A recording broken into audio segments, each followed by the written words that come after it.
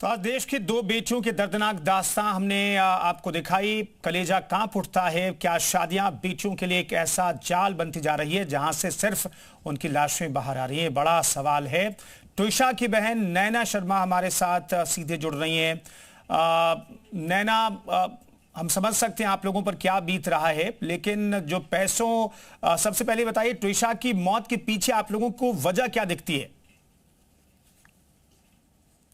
Sir नमस्कार। मैं तुषा की कजन हूँ और तुषा की मौत के पीछे मुझे जो साफ साफ वजह नजर आ रही है, वन ऑफ द केसेस कि ये बंदा एक नार्सिसिस्ट बंदा है। जो मैं आपको पहले साइकोलॉजिकल रीजन बताती हूँ। मेरी सिस्टर बहुत ही बोल्ड थी, बहुत ही ब्रेव थी। तो आई थिंक जिस तरह की ब्रेवरी और जिस तरह की बोल्डनेस उसके अंदर थी, जो वो गलत बातों को नहीं सहती थी, और वो परिवार में इस चीज के लिए बहुत फेमस है कि वो गलत किसी का नहीं सहती थी। इसको जब पता लगा कि मैं गलत घर में आ गई और इसने ऑब्जेक्शन उठाने स्टार्ट किया, तो ये नार्सिसिस्ट पेट्रियार्कल माइंडसेट के बंदे ने उसको दबाने की कोशिश की और वो तरह तरीके के हथकंडे अपनाने लगा। चाहे वो पैसे के थ्रू हो, चाहे वो शारीरिक हो, चाहे वो मानसिक हो, वो हर तरीके से इसको साइकोलॉजिकली ब्रेक करने लग गया। क्योंकि शादी के पहले 2 महीने तो मेरी बहन बिजी रही। एक तो मेरी बहन के खुद के भाई की शादी थी और दूसरा उसके पापा को हार्ट अटैक हुआ था। विद इन 2 मंथ्स में sir it's very difficult to find out कि एग्जैक्टली उसकी शादी में चल क्या रहा है। वो भी खुद एक बहुत ही रुकी थी, वो भी बहुत ही नई थी उस शादी में, तो वो भी शायद कुछ रेड फ्लैग्स को या कुछ सिग्नल्स को बाईपास कर रही होगी, ये सोच के कि मैं भी स्ट्रेस हूँ, शायद ये भी स्ट्रेस है, तो ठीक है कोई नहीं, जब ये सब निपट जाएगा I will come together and I will pay put everything in place, मैं सब कुछ ठीक कर दूंगी। दूसरी बात सर, ये जो दहेज का जो है वो ऑब्वियसली ये एक तरीका है, ये है भी, और एक तरीका भी था उसको मानसिक तरीके से बिल्कुल ही तोड़ने का, जिससे कि वो किसी के कांटेक्ट में नहीं रहे। How come she was only in contact with her parents और not anyone, because she was, वो पूरी तरह अपने हस्बैंड और अपनी सास के सर्विलेंस में ही थी। ठीक है, उस पे नजर रखी जा रही थी। लेकिन ट्विशा की सास कह रही हैं कि भाई हमने पैसे 7.5 लाख रुपए दिए हैं ट्विशा के फैमिली को, तो 2 लाख रुपए दहेज मांग की तो बात ही नहीं उठती है। ये ट्विशा की सास कह रही हैं। ये बहुत ही एकदम बेबुनियाद है। अगर ये 7.5 से 8 लाख उन्होंने दिए हैं तो आई वांट टू नो कि मेरी बहन ने खर्च कहाँ किए। 6 महीने की शादी में 8 लाख उसने खर्च कर दिए और इन्होंने कभी कंप्लेंट नहीं की मेरे मामा मामी को। और मैं सर उसको 6 साल की उम्र से जानती हूँ। हम दोनों ने अपने अपने जो भी जो शॉपिंग होती है, जो भी हमारा तरीका है जीने का, बड़ा सिंपल तरीका था हमारा। हमारा कोई ऐसा जीने का तरीका नहीं था, हमें लग्जरी चाहिए थी। 8 लाख तो बहुत दूर की बात है। मेरी बहन ने अगर 8,000 भी मांग ली हो, वो बहुत ही स्वाभिमानी लड़की थी। वो ऐसी लड़की थी नहीं कि 8 लाख मांगे। ये तो मुझे अभी भी लग रहा है कि इसने अपने लिए मांगे होंगे और कोई ये अपने ऊपर ही खर्च करता होगा। मेरी बहन बहुत सिंपल थी, वो तो शादी भी बहुत सिंपल चाह रही थी, लेकिन ऑब्वियसली पेरेंट्स की कुछ अपनी ख्वाहिशें होती है, उस वजह से उसने शादी की। वरना मैं बचपन से जानती थी कि त्रिशा कभी भी बहुत ही लैविश वेडिंग नहीं करेगी, वो बहुत सिंपल वेडिंग करेगी एंड उसका फोकस सिर्फ अच्छा लड़का था और फैमिली। नैना, ये भी कहा जा रहा है कि ट्विशा का इलाज चल रहा था, वो भी मानसिक ट्रीटमेंट ससुराल वालों की तरफ से दिया जा रहा था और 20 तारीख तक जो है उसकी ट्रीटमेंट चलनी थी, और ये बात भी सामने आ रही थी। क्या मेंटली स्टैब्लिश थी, मेंटली कुछ डिस्टर्ब थी ट्विशा? आप लोगों से बातचीत हुई होगी? सर एक बात मुझे आप बताइए कि अगर कोई लड़की ड्रग्स भी कर रही है, मेंटली भी डिस्टर्ब है और ये इतनी रेप्यूटेड फैमिली है, इनको इस चीज से अब प्रॉब्लम हो रही है जब she is found dead.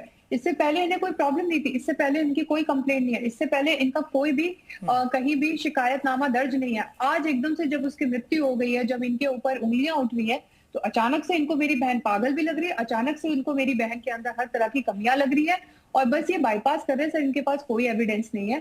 Couple therapy अगर हुई भी है तो उसमें सर कोई गलत बात नहीं है। आज के जमाने में अगर कोई कपल जाके थेरेपी लेके अपने रिश्तों में सुधार चाह रहा है तो उसमें कोई गलती नहीं है, लेकिन उसको स्किज़ोफ्रेनिक बोलना, पागल बोलना, ये एक तरह का एलिगेशन लगाया जा रहा है, बेबुनियादी एलिगेशन। इनको इतनी प्रॉब्लम थी तो डिवोर्स करके वापस भेज देते। अगर इतनी इतने पागल लग रही थी मेरी बहन, कर देते डिवोर्स, भेज देते उसको।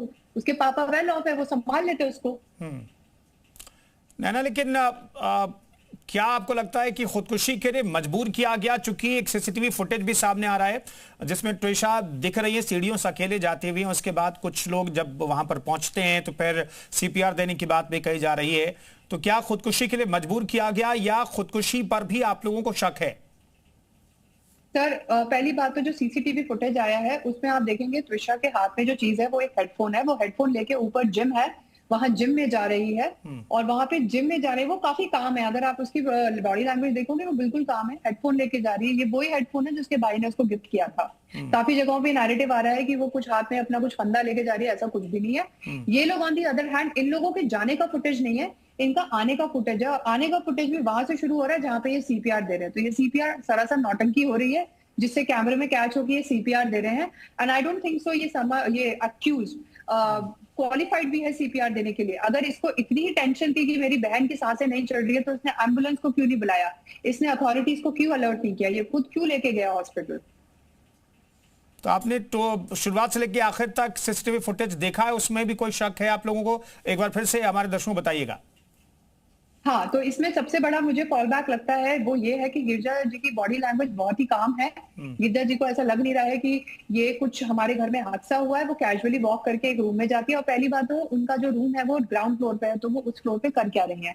दूसरी बात, जब वो नीचे सीढ़ियों पे जा रही है, उनके हाथ में कोई ऑब्जेक्ट है, it looks like a bag. उनके हाथ में आप देख सकते हैं आराम से जूम इन करके कि उनके हाथ में वो चीज है क्या।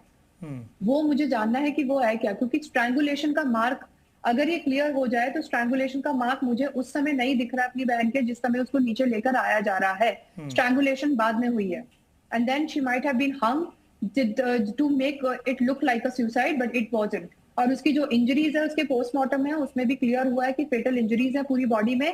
एंड उसके गर्दन पे भी बहुत गहरा निशान है और कान पे, हाथ पे, हर जगह बहुत गहरे गहरे निशान है सर। तो आप लोगों को पोस्टमार्टम पर भी शक है, और अब आगे आप लोग क्या करना चाहती हैं नैना जी? सेकेंड पोस्टमार्टम की हमारी डिमांड है। एसआईटी बैठ चुकी है, एसआईटी की जांच कहां तक गई है उसके बारे में मुझे अभी ज्यादा इन्फॉर्मेशन नहीं है। एंड सेकेंड पोस्टमार्टम में काफी चीजें क्लियर होंगी। फर्स्ट मार्टम में पार्शियली बहुत चीजें क्लियर हैं। उसमें ऑलरेडी लिखा हुआ है कि जो इसको इंजरीज हुई है ये फेटल इंजरीज है, ये खुद को किया हुआ इंजरी नहीं है। ये कोई ऐसी इंजरी नहीं है जो सेल्फ हार्म की हो। ये जो फोर्स है, ये फोर्स आप अपने ऊपर इतनी जोर से नहीं लगा सकते हो, specially ear, elbow and outer rib cage. तो पहले पोस्टमार्टम रिपोर्ट पर भी जो चीजें सामने आई है उसने भी सवाल खड़े किए हैं, लेकिन फिर भी आप लोग चाहते हैं कि दूसरा पोस्टमार्टम हो ताकि तस्वीरें क्लियर हो। एग्जैक्टली। और जो वो मार्क है, स्पेशली मेरा कंसर्न वो माँ की है अराउंड हर नेक। मैंने जो बॉडी की फोटोज देखी है, मुझे कहीं से कहीं तक नहीं लग रहा है कि ये खुदकुशी की गई है। ये जो फोर्स है जो मेरी बहन के गर्दन पे लगाया गया है वो अननेचुरल फोर्स है, वो नेचुरल फोर्स नहीं है। और अगर मेरी बहन ने आत्महत्या की तो आत्महत्या ऐसी हो गई और वो नीचे भी आ गई और इन्होंने इसको हॉस्पिटल भी ले गए। और अगर ये आत्महत्या थी और इसका कोई कसूर नहीं था तो ये भागा क्यों वहां से? इसने पंचनामा के बाद अपना मेडिकल एग्जामिनेशन क्यों नहीं करवाया? बिल्कुल। ट्विशा के लिए आप लोग बहुत संघर्ष कर रहे हैं नैना जी, आप लोग, आपकी पूरी फैमिली संघर्ष कर रही है। आपको लगता है कि इंसाफ मिलेगा?